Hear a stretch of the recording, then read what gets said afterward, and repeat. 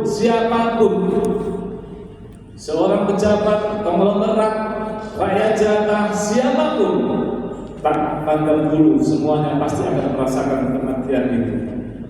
Maka marilah kita selalu mengingat pada Allah Subhanahu wa Ta'ala, Maha yang telah menghidupkan dan mematikan kita sekalian. Dan kematian adalah sebuah hal yang pasti sering kita lupakan, sebagaimana yang disampaikan oleh sahabat Ali radhiyallahu anhu, bahwa sesuatu yang pasti dan sering dilupakan adalah kematian. Ma'asyiral muslimin rahimakumullah, sebelum menghadapi kematian pasti akan melalui sebuah proses permulaan. Ada sebuah pintu gerbang ketika menghadapi kematian, yaitu namanya syakaratul maut, terpisahnya antara ruh dengan tubuh kita atau jasad kita. Maka dalam menghadapi syakaratul maut ini ada berbagai macam pengalaman-pengalaman yang mungkin kita bisa ketahui baik secara langsung maupun tidak langsung. Ada yang terasa enak, ada yang terasa tenang, ada yang terasa bahagia tanpa beban dan tanpa keberatan apapun. Maka dalam surat Al-Anfal kita lihat bagaimana kondisi sakaratul maut yang disampaikan dalam firman Allah. Wa tara idh yatawaffal ladzina kafarul malaikatu yadribuna wujuhahum wa adbarahum fadhuqu 'adzabal hariq.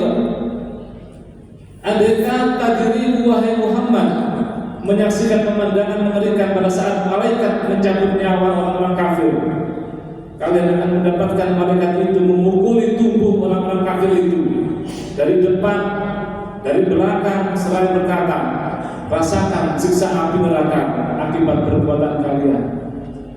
Kalau kita pernah melihat film siksa neraka, siksa kubur, mungkin ini adalah sebuah inspirasi bahwa siksa kubur maupun siksa neraka adalah seperti itu adanya.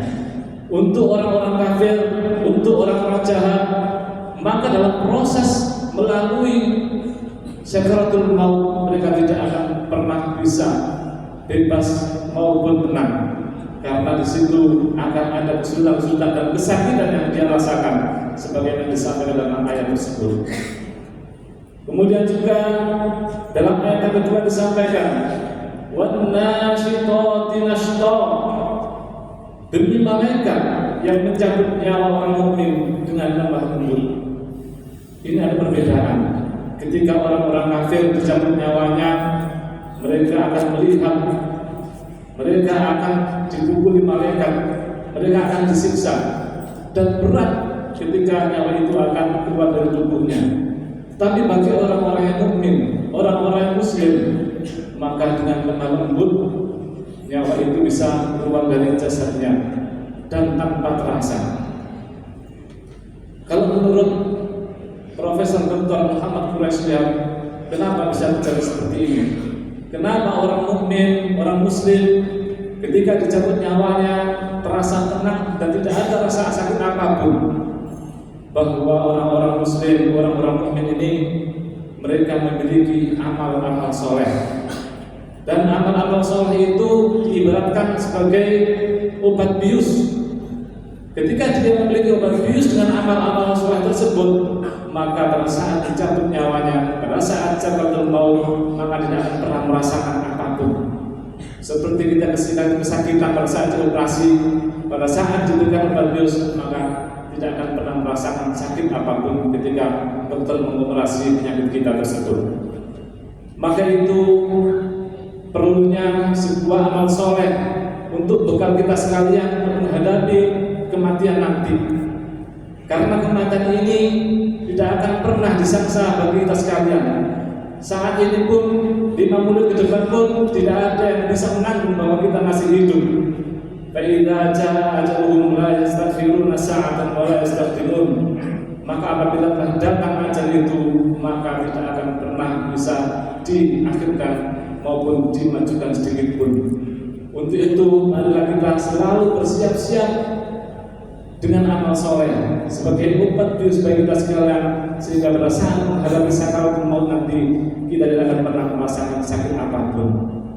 Maka itu mari ada beberapa amalan-amalan yang harus kita lakukan dalam menghadapi kematian dan hari akhir nanti, agar kita memiliki bekal untuk menuju kehidupan kebahagiaan yang lebih baik, yang lebih bahagia di akhirat kelak, yang merupakan kehidupan yang sebenar-benarnya kehidupan nanti yang kekal abadi di sana. Yang pertama, marilah kita selalu meningkatkan amal ibadah itu secara istiqomah. Istiqomah itu rutin. Istiqomah itu selalu dilakukan tanpa putus. Tidak perlu terlalu besar amal itu, tetapi jika dilakukan dengan terus-menerus, maka ini bisa disebut sebagai istiqomah. Tidak perlu besar tapi sekali beramal, tapi selanjutnya tidak beramal sama sekali. Kita misalkan berinfak di masjid ini 50.000 setiap Jumat, terus lakukan berinfak 50.000 setiap Jumat terus selama hidup kita. Sholat 2 rakaat duha lakukan selama dan serutin mungkin. Itu yang namanya istiqomah. Al-istiqomah dan karomah, bahwa istiqomah itu mendatangkan karomah, mendatangkan kebahagiaan bagi kita sekalian. Maka dalam hadis Rasulullah SAW disampaikan, fa inna khairal amali adwamuhu fa in qalla. Sesungguhnya sebaik-baik pekerjaan adalah yang rutin berlanjutan meskipun itu sedikit. Kirim doa misalkan untuk para orang tua almarhum saudara-saudara kita 50.000, terus sampaikan di malam Jumat, terus sampaikan, doakan, dan terus yasin tahlil dan sebagainya. Silakan disampaikan secara rutin dan istiqomah berlanjutan. Ini adalah amal ibadah yang bisa kita lakukan. Karena dengan istiqomah itu suatu saat kapanpun Allah memanggil kita, maka kita berada di situasi seperti itu, maka ini akan menjadikan husnul khotimah bagi kita. Pada saat baca Yasin kita dipanggil oleh Allah, pada saat sholat, pada saat infak kita dipanggil oleh Allah, maka kita akan meninggal dalam keadaan husnul khotimah. Yang kedua, kita beramal, jangan beramal hanya sesaat dan tidak memberi dampak yang besar. Jangan hanya beramal untuk diri kita sendiri, tapi kita beramal kalau bisa beramal hingga akhir kita meninggal nanti, pahalanya tetap berlanjut, pahalanya tetap akan menuju pada kita. Amal ini adalah namanya amal jariah. Misal contoh kita membangun masjid, kita membangun sekolah, pesantren, kemudian kita membangun tempat-tempat sosial yang lainnya, selama itu digunakan, maka kucuran pahala itu akan selalu mengucur pada kita meskipun kita akan meninggal dunia. Jadi kita beramal tidak hanya amal sekaligus, tetapi kita beramal memikirkan dengan jangka panjang. Dalam hadis Rasulullah SAW, riwayat Muslim, "Idza mata ibnu Adam inqata 'amaluhu illa min salas, shadaqatin jariyatin aw ilmin yantafa'u bihi aw waladin shalihin yad'u lahu." Setiap anak Adam ketika meninggal dunia, ketika diambil nyawanya oleh Allah, maka terputuslah seluruh amal ibadahnya kecuali 3 hal. Yang pertama yaitu sedekah jariyah. Yang kedua, ilmu yang bermanfaat. Yang ketiga, anak soleh yang selalu mendoakan kita semuanya kepada orang tuanya. Maka amalan-amalan itulah mari kita tumbuhkan dan mari kita terus tingkatkan agar kita memiliki amal jariah, memiliki ilmu yang bermanfaat, memiliki anak yang soleh yang selalu berdoa kepada kita sekalian. Kemudian yang ketiga, marilah kita selalu meningkatkan doa dan zikir kita di setiap saat. Karena dengan doa dan zikir inilah yang bisa mengubah seluruh kehidupan kita. Kita berdoa atas segala nasib kita yang kita jalani saat ini, maka Allah akan mengabulkan doa kita. Kita berzikir, lisan kita hiasi dan kita selalu mengingat Allah Subhanahu wa Ta'ala. Maka setiap saat Allah ketika memanggil kita, maka mulut kita, lisan kita selalu basah dengan kalimat-kalimat thayyibah, kalimat-kalimat Allah seperti zikir la ilaha illallah, la ilaha illallah, selalu kita terus dengungkan di lisan kita.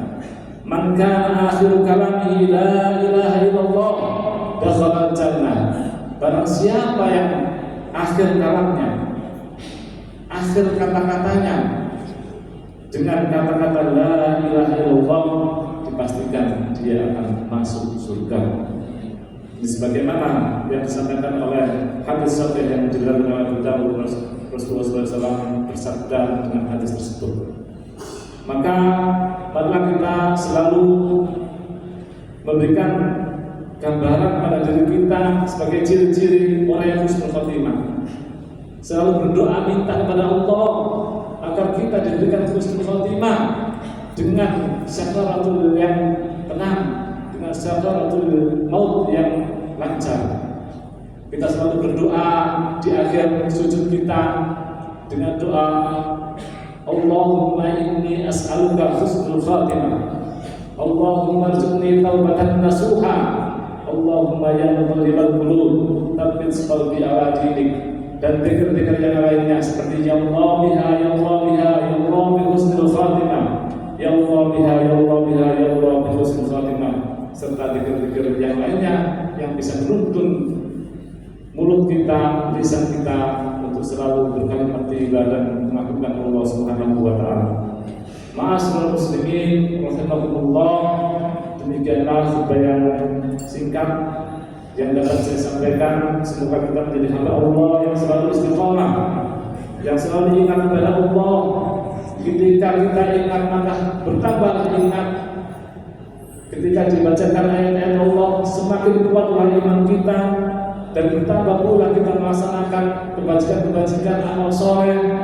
Dan juga Allah semoga selalu menjadikan kita sebagai orang-orang yang nantinya bisa wafat dalam keadaan husnul khotimah. Amin. Allahumma amin. Barakallahu li wa lakum fil Qur'an wa nafa'ani wa iyyakum